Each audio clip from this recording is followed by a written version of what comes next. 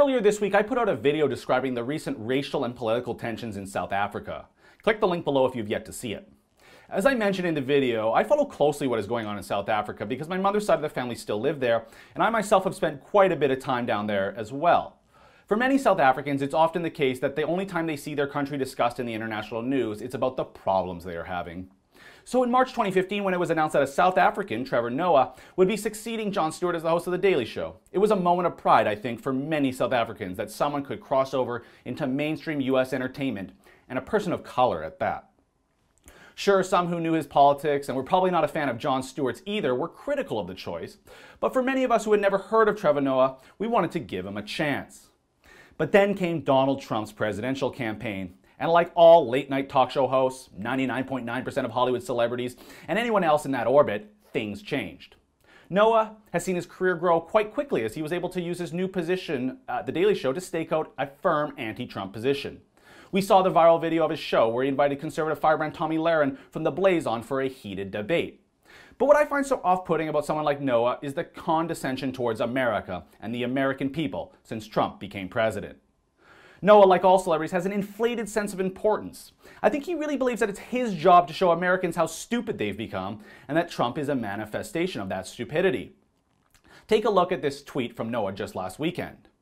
"I'm not gonna lie, it's fun being in a country where it feels like the president knows as little as we do about what's going on. Hashtag United." Well, besides the jab at not only Trump, but the American people for being ignorant, that's an ironic thing to say considering it was just days after both the South African president, Jacob Zuma, and the leader of the third party in their parliament, Julius Malema of the Economic Freedom Fighters, pushed for white land to be expropriated.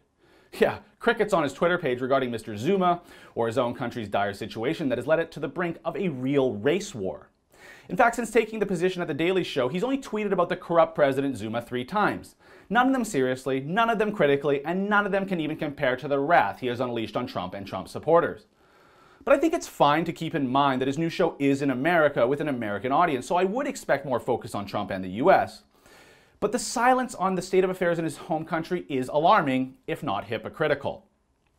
Now, you may not remember this, but just as Noah took the job as the new host of The Daily Show, some people pointed out that he had made some controversial jokes about women and Jews.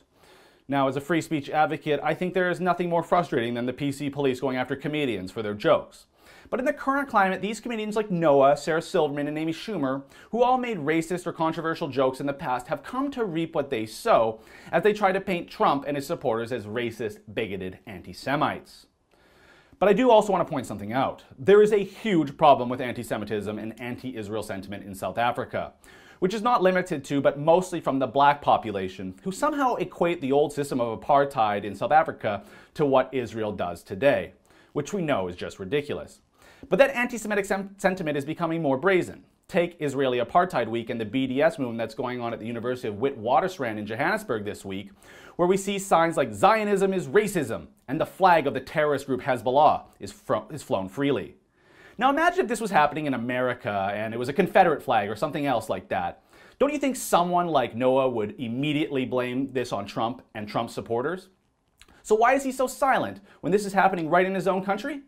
Well, I think it's pretty obvious. Trevor Noah is an anti-Trump hack, unwilling to even acknowledge the problems facing his own country. But instead, with all the condescension you'd expect from a Hollywood celebrity, he appears to be well on his way to a severe case of Trump derangement syndrome.